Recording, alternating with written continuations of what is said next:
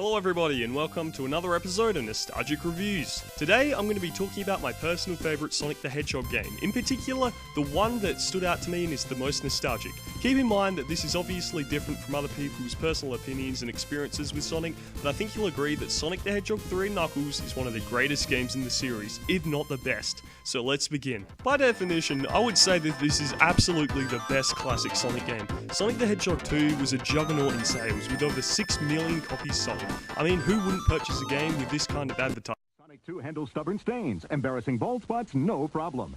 It even slices and dices, makes thousands of julienne fries. But wait, you can play it too.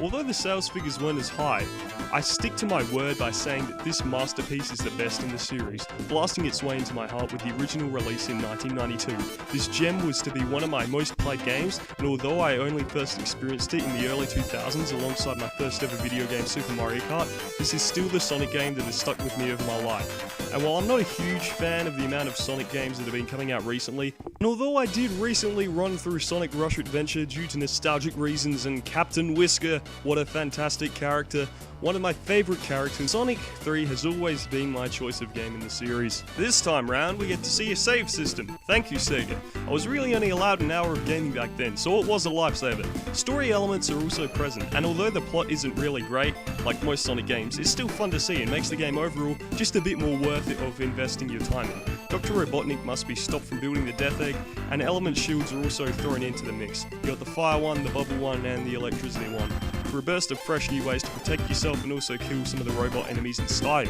whilst also protecting you from their relating elements. With 6 zones and some nice mini-bosses thrown in, the final bosses for each zone also appearing, the game really didn't last that long especially, but there was quite a lot more content than the previous titles.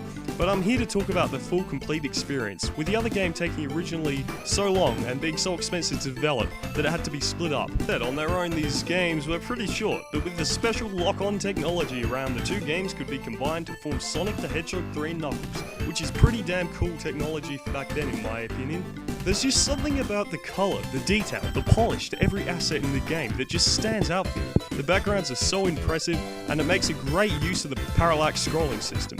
The game is just a joy to look at, but the music is what stands out to me today. It's such a joy to listen to, and thanks to the massive combined effort of the 9 composers, I firmly believe that it's not a rumour that Michael Jackson can be seen as credited for composing some of the music in the game, as stated on Wikipedia and other sources. Even the similarities of his songs can be heard, but it's just said that he chose to remain uncredited, and I believe this was due to him being unhappy with the overall sound design on the Genesis. Which I can understand why, as it didn't produce the greatest quality, but you know, it was still catchy stuff.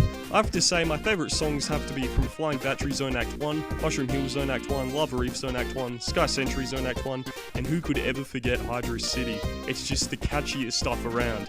And that level was amazing for a water level. The thing I always love about Hydro City as a whole is that travelling underwater is mostly optional, and that it's so rewarding once you discover the right path. Not to mention that the levels actually break up, so there's slower segments with faster ones thrown in all over time.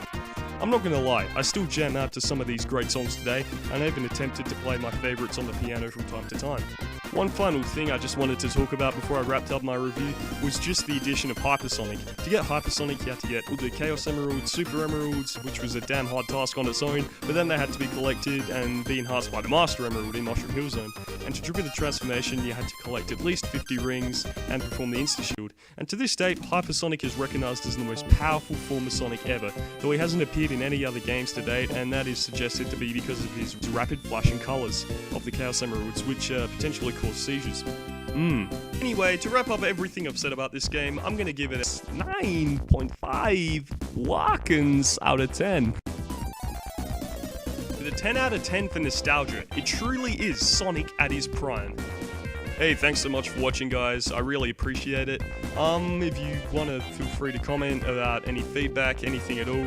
I'm glad we finally improved the mic quality over that Crash Bandicoot video, because that was pretty trashy, not gonna lie. Sonic has had many trashy moments throughout his life. Fucking ask yourself, where did all fucking go so wrong? It's not just one person, it's not just whatever, it's fucking 25 years of fucking fucked up world. And especially recently. So hateful, so full of hatred right now at this fucking fucked up world. Fucking worthless piece of shit world. Poor guy. There's always Sonic Mania, which is coming very soon, so I'm very much looking forward to that. But yeah, have a great day, and feel free to come back anytime soon.